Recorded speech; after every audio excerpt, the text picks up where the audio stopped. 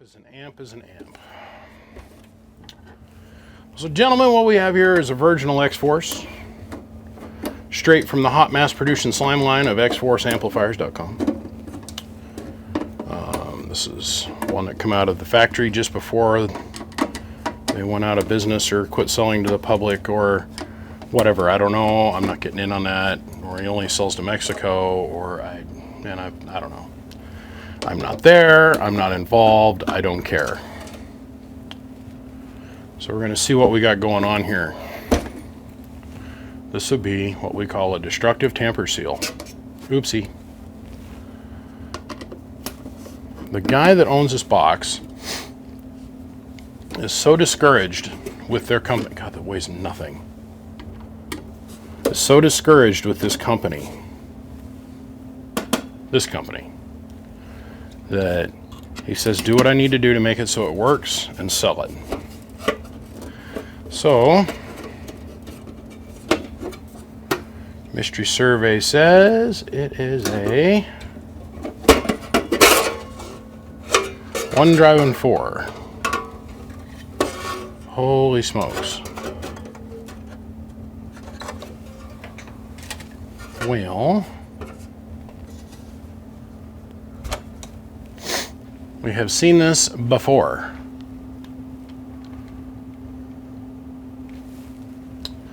So they've added board over here on this side, and they've added board here, and no screws in the front. Screw here, and the mounting screws for the heatsink go from here to here. This has got 16 HPP 100s in it. These disc capacitors, absolute failures.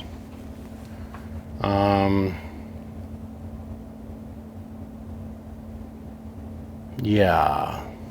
So let's do this.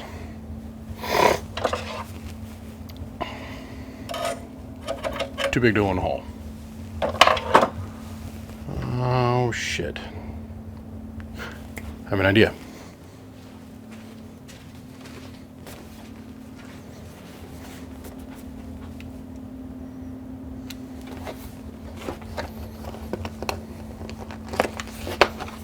There's this thing that was happening towards the end of things. Whatever happened, or whatever went down over there, there's a deal that went down. This is my tuning screwdriver set. You used to get these in suitcase radio repair kit or suitcase TV repair kits. That little thing. That's where my tool organizer comes from too. The one that hangs up here on the wall. This would be the bottom lid, and that would be the top lid, and that would be the bottom lid. It held all your tools. Well, I had one of those at one point, and that's the only thing that's left of it is that organizer. I had a friend of mine pick this up for me at Hamfest because I seen it, and I was like, oh, hey. He's like, what is that? And I said, dude, just buy that for me. And in this kit is literally every kind of non-conductive tuning screwdriver you'll ever need for any kind of pot or can or whatever. What is this? Pocket oiler. Ooh, for knobs. And the guy wanted like $10 for it. And I'm like, buy it. So a couple of the tuners that I use, the screwdrivers I use all the time, I've taken out of this kit, but the reason we're in here today is because I need to get this tool. And this is for a visual thing. Should I spit on it? Do I need to stretch it out or anything? So we're going to run this in until we hit the heatsink. So we're pushing up on it.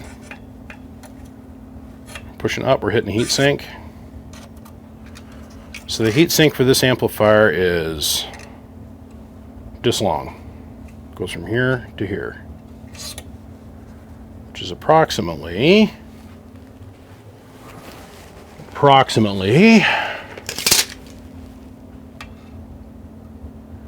7 and it. No, I lied. 5 3/4 of an inch.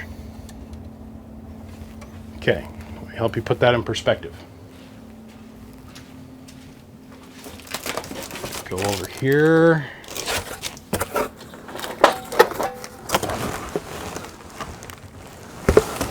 Grab a stock heatsink rib. Bang, boom, bang, bang, boom, bang, bang, bang, boom. Ah, don't cut your dingus. Okay. This is the normal length of heatsink that we get in a 2x4. Something roughly about this, maybe about an inch shorter. Versus this. So we're missing this much heatsink. That's okay if you know that going in, and you know how hard you can actually push on stuff. Now the PP transistors, we've come to universally accept the fact that they are, well, not worth a damn. Not gonna lie. So let's zoom in here. Let's talk about the pros and the cons of this particular situation.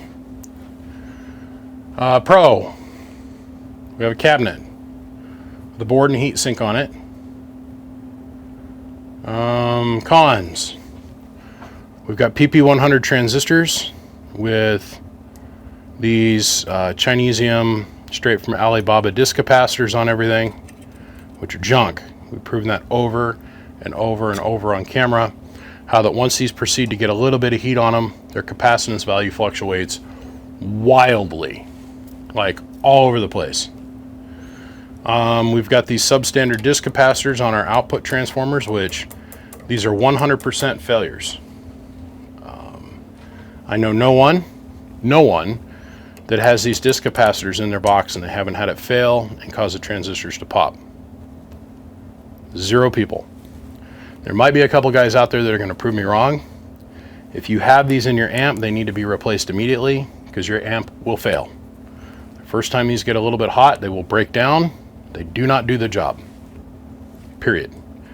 Everybody in the industry accepts this now. But this is the way they were being made for a while. Downside is undersized power wire feed in the transformers. And just overall sketchiness all the way around. So let's do the burn test. In the end stages there, Xforce was actually using Teflon on their power wires. Not burnable. Not burnable. Not burnable. It melts. This melts. That melts. Let's see here. Not burnable. It melts. It melts. 12-volt lead is Teflon. Still too small. It melts. It melts. Melts. And it melts. Teflon. Teflon. So what, 50% of the box needs to be rewired. We need to put a 2879 in here and 4 2879s in here. Pull these PPs out because they're not even worth adventuring down the lane if they're good or not. They probably are good. It wouldn't surprise me. The thing is once I stick my sticker on there, people expect a certain standard. So we've got to make it so it's actually functional. Ugh. Okay.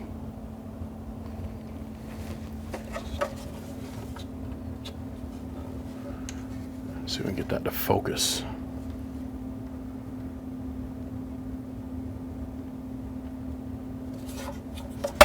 The heatsink follows the board design. It's like he just kind of patchwork this together.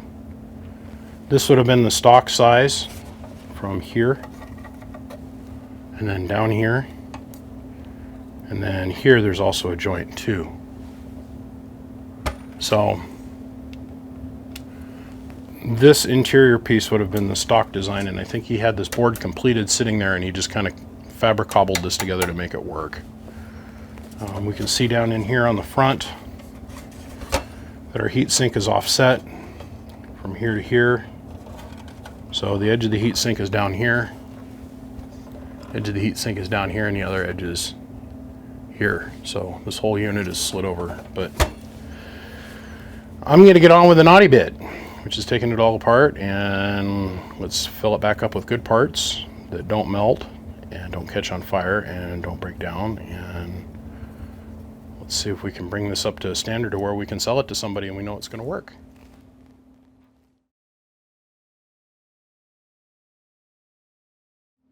So let's see here. Yeah, we got audio. Okay. Let's go over here and grab our capacitance checker. And we're going to grab up these disc capacitors that were on here. And I just want to reinforce this again. So it's at 891 puff, which is low. It should be 1,000. And let's grab our paint stripper. We'll blow some hot air on these disc capacitors. And let's see what happens to them.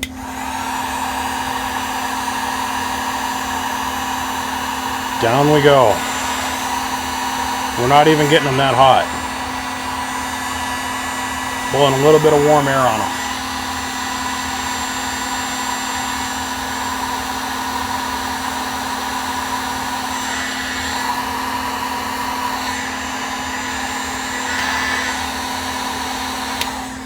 Okay, this is the reason that we're having failures with these caps. Now, and they're not even that warm. I literally can hold them with my hands. Now, yeah, my hands are made of wood, but I'm telling you that these things are maybe 80 degrees. Let's see what the Magic Clear says.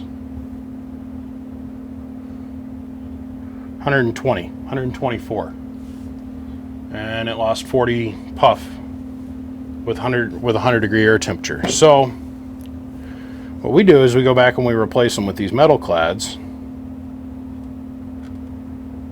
which are like 5 times the kVA rating, and they're within 1%. So it's a 1,000 and 300.5.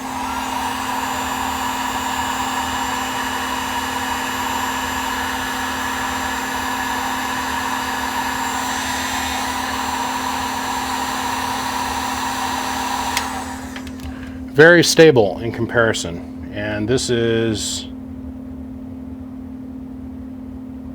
120 degrees.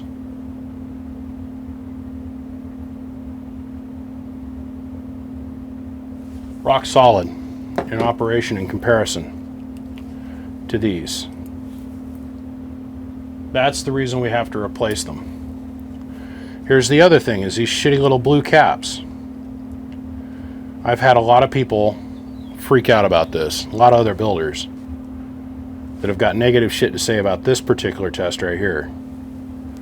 But they don't want to put them on a capacitance tester on video and show them working. Oh no, they're fine, they're fine, they're fine. Are they really? So this is supposed to be a 120 puff cap. This is a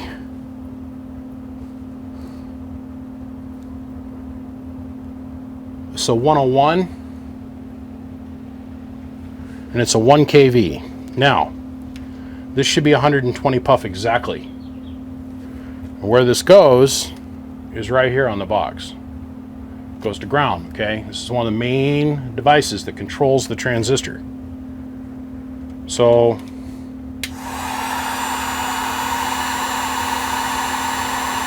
let's again blow a little bit of warm air on it. Down we go.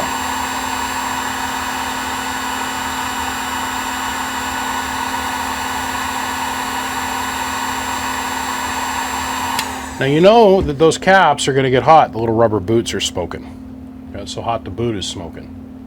But still I can hold on to it with my fingers. You know these caps, when they're sitting down here on the board, they're going to get hot. So let's go over here. There's a reason I pulled all these caps out in the first place. The box is full of them. They're all over in here. Let's go over here. Let's grab some of the Cornell doublers. actual American-made component that we can still get, except they're about 3 times as expensive as the little blue caps. Okay? And what I mean by that, instead of being quarters of a penny, these are like a penny. This is 120 puff.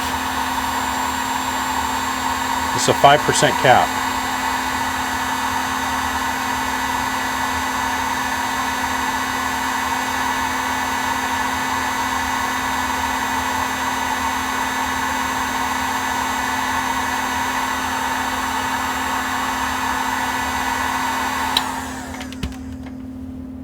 It went up 2 puff.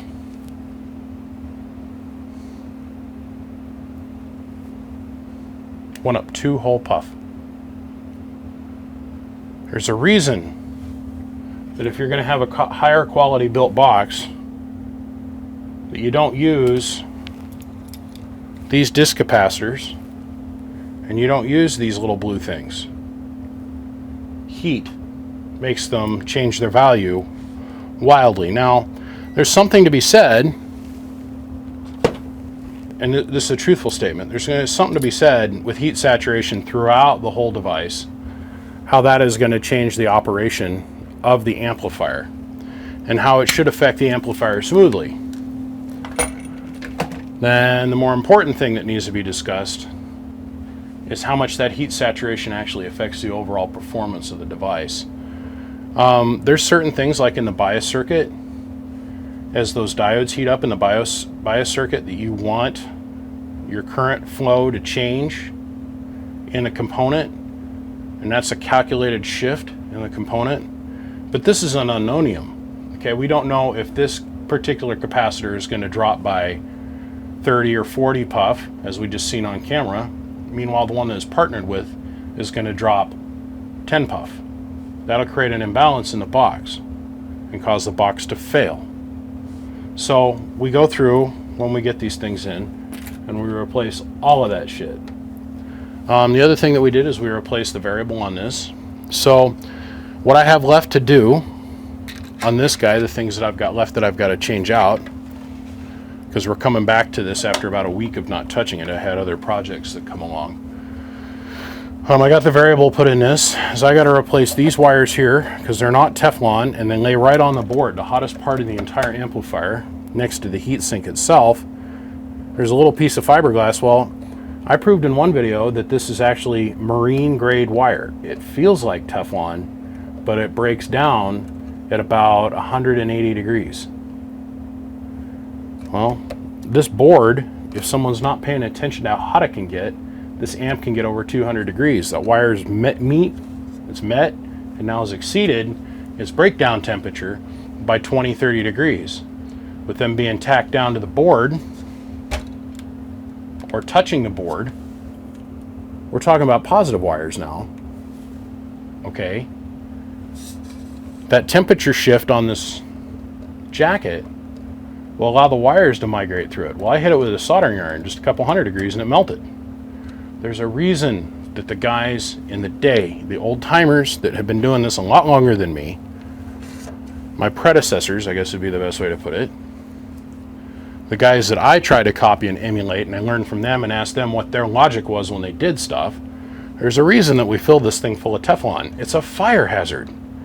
We're talking about an unfused device, an unbreakered, unfused device. Well, the same thing gets to be said about the input transformers. I actually had a guy, was a technician of note until he got exposed to be a complete and total thief. I mean, he stole like $100,000 from people, but his argument was, well, so what if it breaks down? What's the problem it's going to cause? A lot. The input transformers need to be wrapped with Teflon as well. So the only thing I can do before I turn around and get this thing ready to go out into the world is I've got to change the windings on the input transformers, all 3 of them, and I need to change this wire out, and I need to change the wire going to the remotes out, so it's electrically safe. It just has to be done. This little orange wire is ground. I'm going to change it as well, but This has to be done. This isn't a negotiable thing. And they have to be built with all Teflon wire. You cannot use anything less than that. It's a safety issue.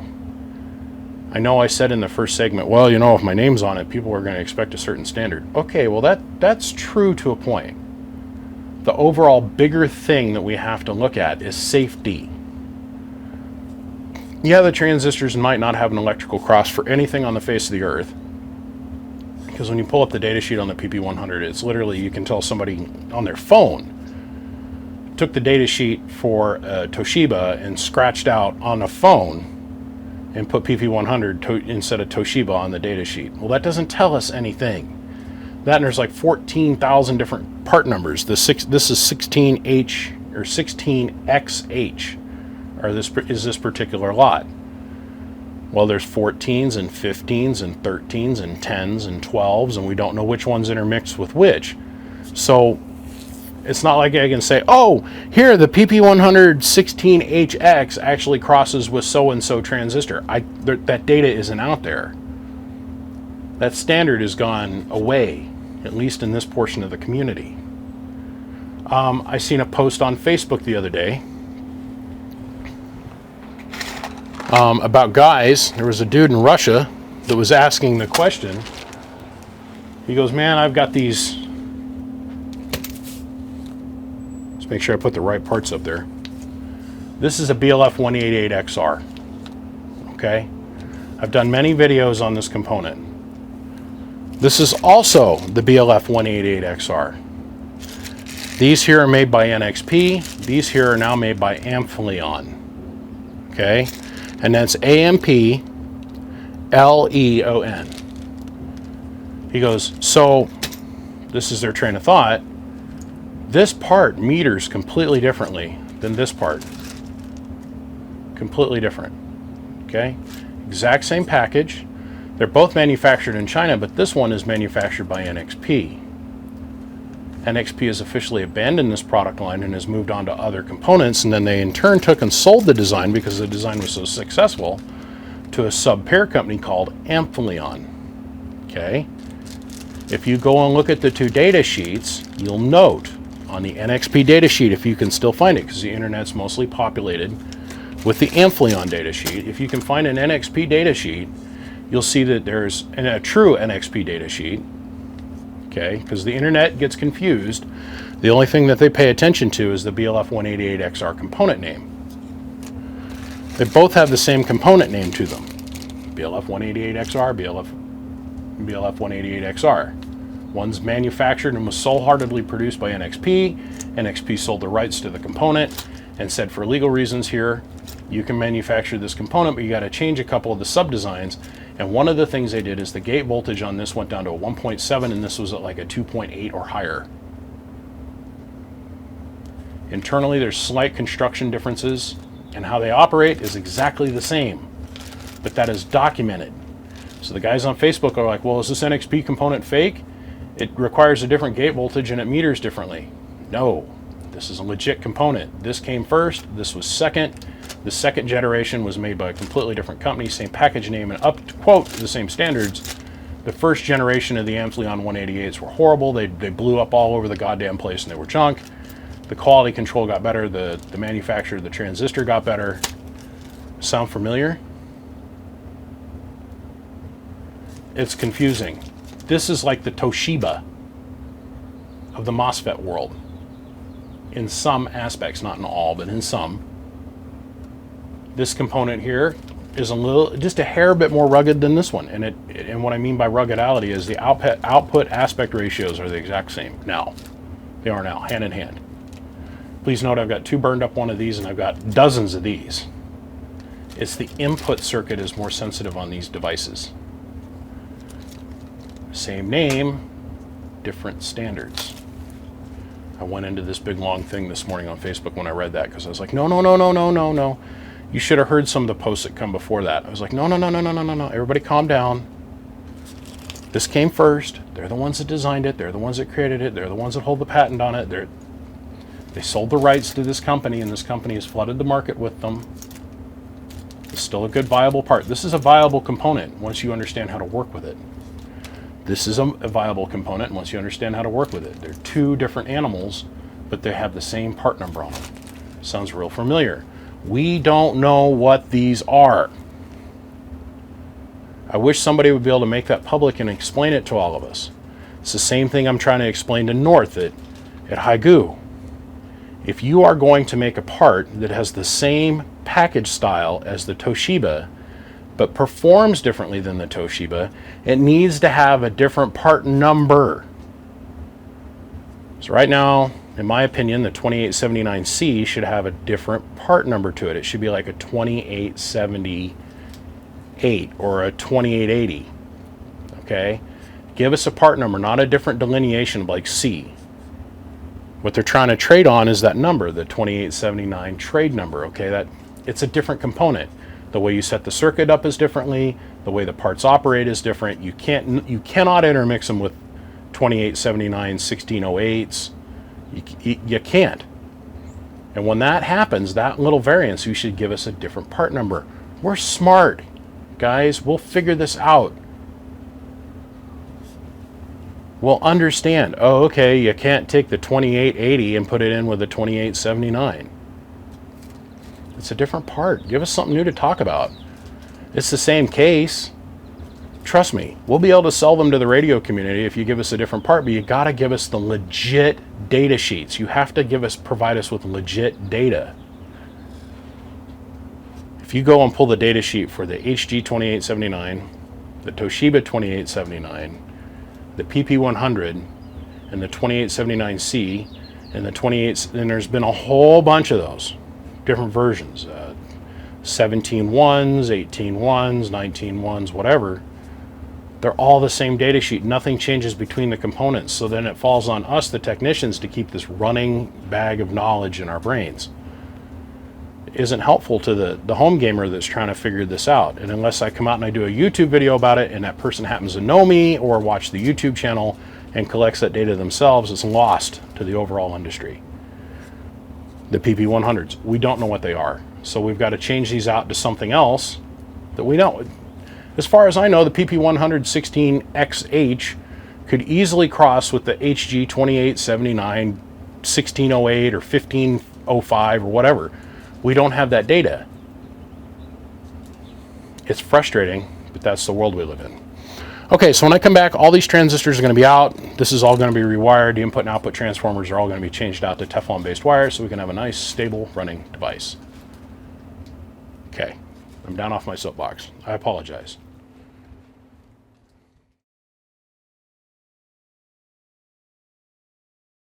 I get this whole thing put together.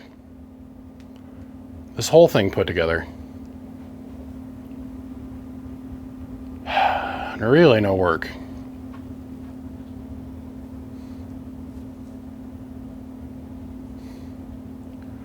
I guess it helps if the connection that goes to the motor is actually even hooked up. Everything on this box so far has been bad. On-off switch, LED, variable potentiometer. This was new. This was brand new. Never even hooked up. Very clearly broken. All right, let's get the little soldering iron hooked up and see what we get.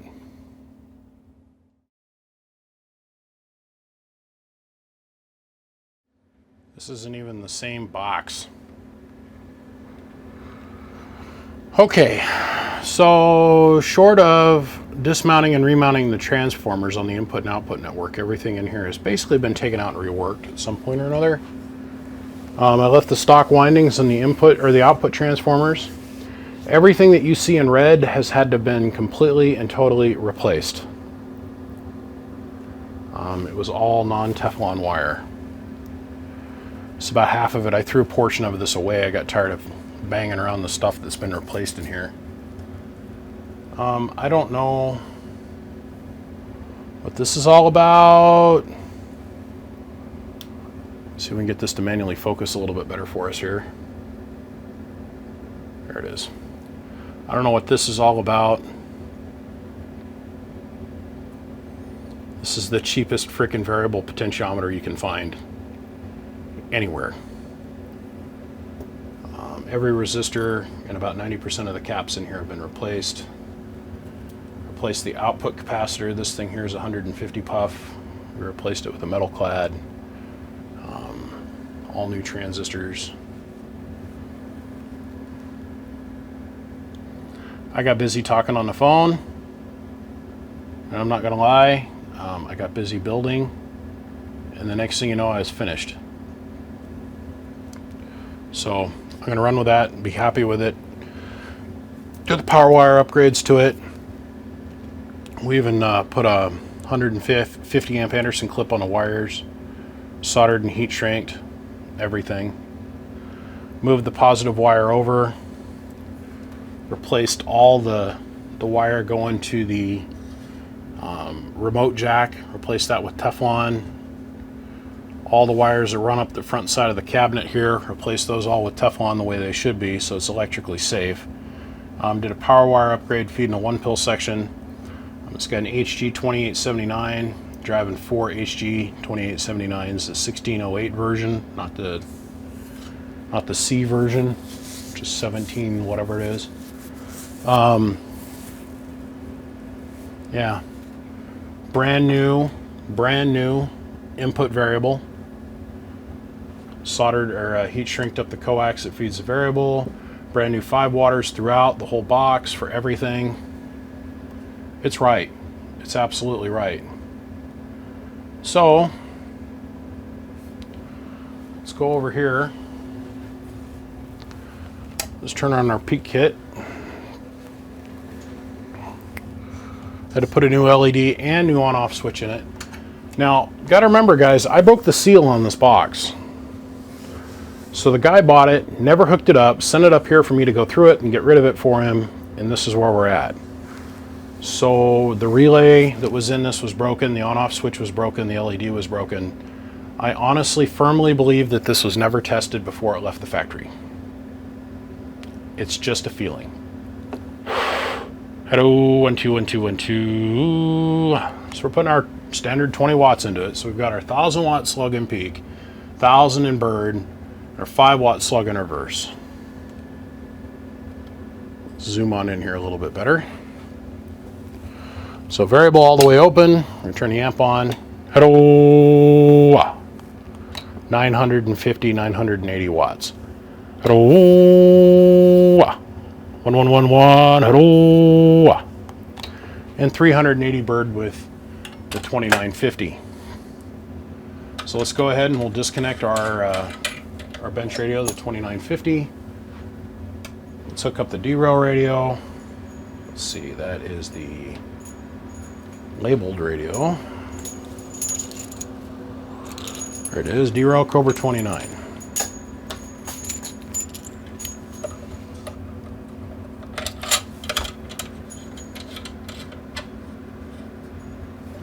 Okay.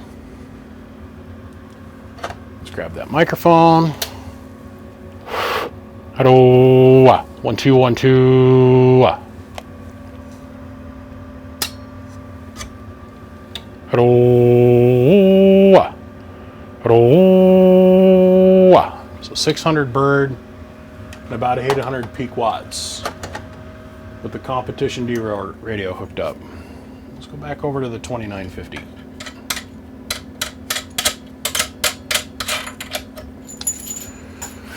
Back over to our 2950 radio. And I want to show you one more measurement. Okay. Hello, hello, hello, hello. Way over in a corner. Let's go on up here and let's look at the 2950 input slug. It's a 5 watt slug in reverse. Hello, 1, 2, 1, 2. 1, 2, 1, 2. Perfect input tune. Perfect input tune.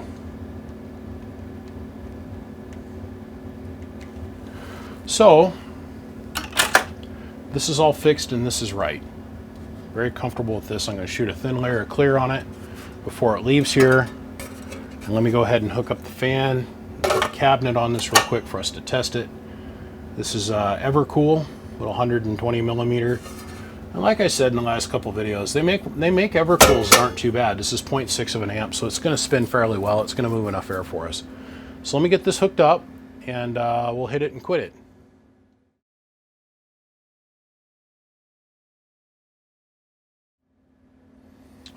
The only thing that's going to stop us now is if for some reason the first time I fire down on this, the fan quits, but it's actually moving enough air through it.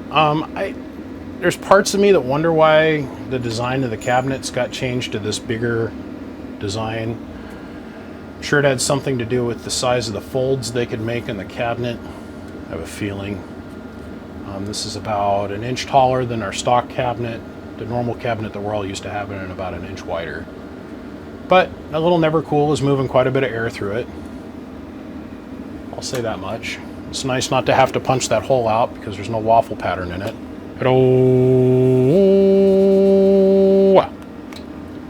Fan never even slows down, which is perfect. That's what we're hunting for. Makes me happy. Okay, let's put a thin layer of clear on it.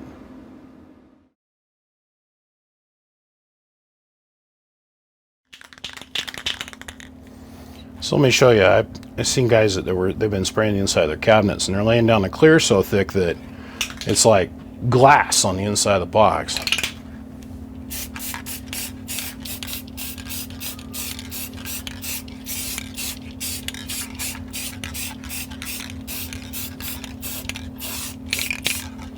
That's it. That's all we do right there. A super thin layer. And remember, we put this layer on there to prevent corrosion. Okay? We're sealing this with paint because it's nothing to solder through this. Once this is dry, it's nothing to just take your iron and touch it. These boards come, when we get them pre-punched out by the manufacturer, they come with clear on them already. That's how they keep them from getting oxidized. Translation, turning green. And I think it's really foolish that these guys spend all this time and energy producing these boxes and then don't want to go and put just a tiny little bit of clear on them to keep them from corroding. It keeps the moisture off the copper. It seals the copper, it seals the solder joints. That way the conductivity that we had when we built it, we can come back in 3 or 4 years and it'll still be roughly the same. It does not affect the operation of the box in any way. So, I got one thing I got to do left to this. Just one little thing. This old girl has earned this badge of pride. Really has.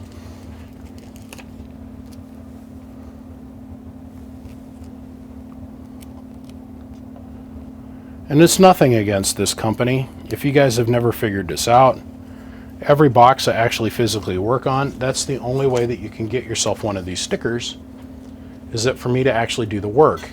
Okay? I made the mistake. I sold these for a brief minute on my webpage, and almost immediately I had a guy call me up, order 5 stickers. I thought, oh great, I got a good fan out there. I sold him 5 stickers, and then 3 days later after he arrived, they got to where they were going to go and he got them in his possession. All of a sudden, oddly enough, there was 3 or 4 amplifiers that showed up on eBay with my sticker on them. And not too long after that, I got phone calls saying, did you work on this thing? Because it's missing the transistors out of it. The guy bought the stickers, put them on the piles of junk he had around his house, traded on my name, and went and sold them on the internet. Happened. So when people ask me for an extra sticker, I tell them no. You get the one that goes on the box, and that's the only one you get because other people have to be bags of dicks. It is what it is.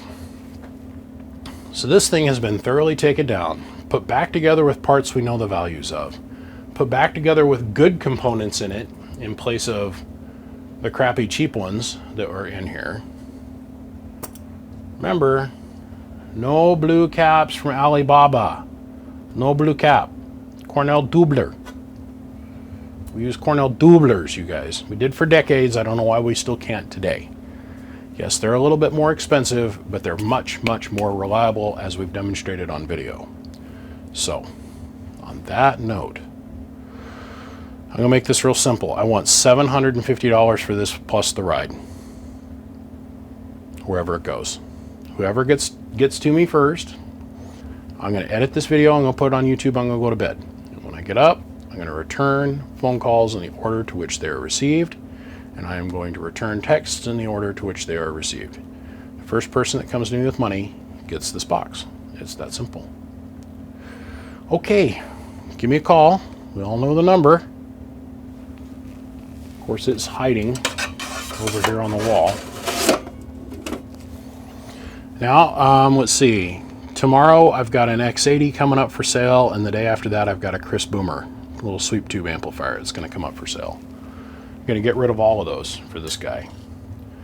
The X80 is a Carl Belt gray label, so I'm pretty sure that the inside of that is not going to be the Showcase Showdown that was on the inside of this thing. Needless to say. Gentlemen, I appreciate every single one of you. I do not, cannot, will not be here without your all support. It will not happen, can't go down, will not take place unless you are here to help support me, and I'm here to work with you. And so for that, I say thank you guys. I appreciate every single one of you guys. First and foremost, and gentlemen and ladies that are out there, I appreciate you all. I appreciate you tuning in.